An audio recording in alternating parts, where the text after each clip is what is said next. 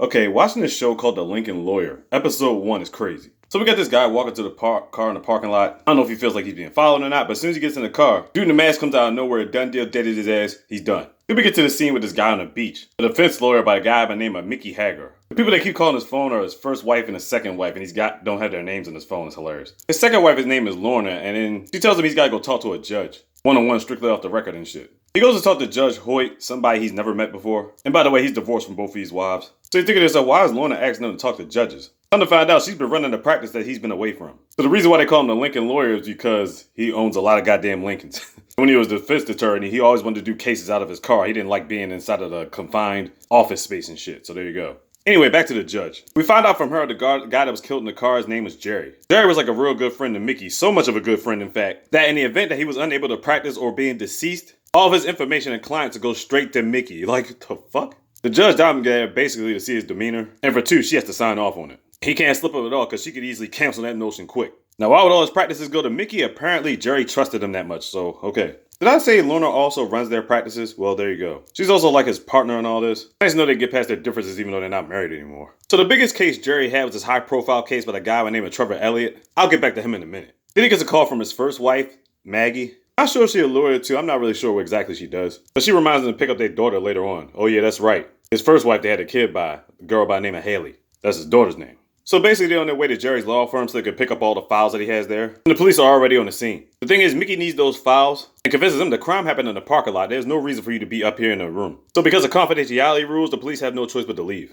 But they're actually kind of suspecting Mickey. They're like, oh, he's not letting us check through files. Meanwhile, this guy got killed. And all of his practices go straight to him. The police looking like, oh yeah, I smell some bullshit. But without just cause, they can't do anything. So this guy dealt with another case immediately by the lady by the name of Izzy Fretz. Let's call it Izzy. Izzy has a case of theft. Stealing some type of necklace or something. Because Mickey's not prepared for the obvious. He gets the judge to push it back to another day. Literally tomorrow. Afterwards, Mickey gets one-on-one with Izzy. So he finds out Izzy did steal the necklace, but she didn't hurt anybody. And on top of that, she used to be on heroin, but she did get herself into rehab. Now here's why Mickey actually relates to this. He's actually been out of practice for like a year. He had some type of surfing accident, and while he was in the hospital, he was taking painkillers, pretty much doping himself up. At that point, he was in no shape or form to continue on with his law practices and whatnot. Probably the reasons why his wives divorced him and he had to go to rehab. So he understands the plight of Izzy. Later on, he finally meets up with Trevor Elliott. So basically, Trevor Elliott's got dough. Now, he's quite apprehensive towards Mickey because of this obvious reason. He's being tried for murder. Now, why? Because his wife and his yoga instructor, her yoga instructor, were both in his house done deal dead as shit. They were lying there naked. Clearly, they were smashing.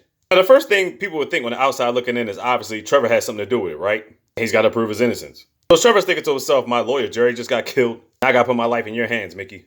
Right off the back, he's very apprehensive towards this, and Mickey's going to do his best to convince him he should take him for the case. But Mickey's got to tiptoe around this because this is like his highest profile case that Jerry sent to him, so there you go. Later on, Mickey goes to Maggie's house so he can pick up his daughter Haley. I'm guessing it's probably in her teens now. They chill, have a nice quiet dinner at his house. Then he gets a knock at the door, it's the detective coming over. He needs Mickey's help figuring out things because bottom line is he can't check through the files, and basically he needs Mickey's help. And he warns him, hey, if somebody took out Jerry, you might be next, you know what I'm saying? Next day, time for the Izzy case. So when he's in the courtroom, he talks to this guy named Monterey, who we find out is actually a jewelry store owner. He does appraisals and things like that. So they go up there and talk to the judge, right? So anything there over $950 counts as official theft. Apparently the necklace that Izzy supposedly stole ain't worth but for $400. Basically a knockoff necklace. He tells that in front of the defendant and also the guy that's complaining. So because he doesn't want his wife finding out that it's a knockoff, and they don't feel like going through the insurance companies, they end up throwing out the case. So Izzy is so grateful she'll do anything, but she don't have the money to pay him right now. So Izzy ends up becoming his personal driver. I'm like, what the fuck?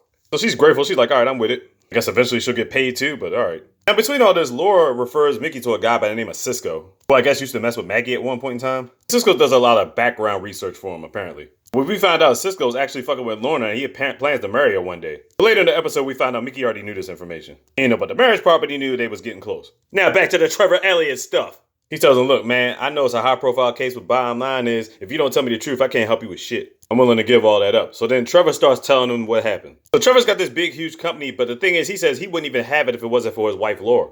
Laura was like the brains and the operation of his whole company. So basically, he was working too much. He wasn't around her or whatever like that. Ergo, her doing things with the yoga instructor. But Trevor says when he got back to the house, he found both of them already dead. And he says to Mickey, even if he found them alive, he would still want to take her back because she means that much to him. As regards to saving his life and bringing up this new company and all this other stuff, he's basically telling Mickey he wouldn't even have cared even if she cheated on him. So is Mickey supposed to buy that shit?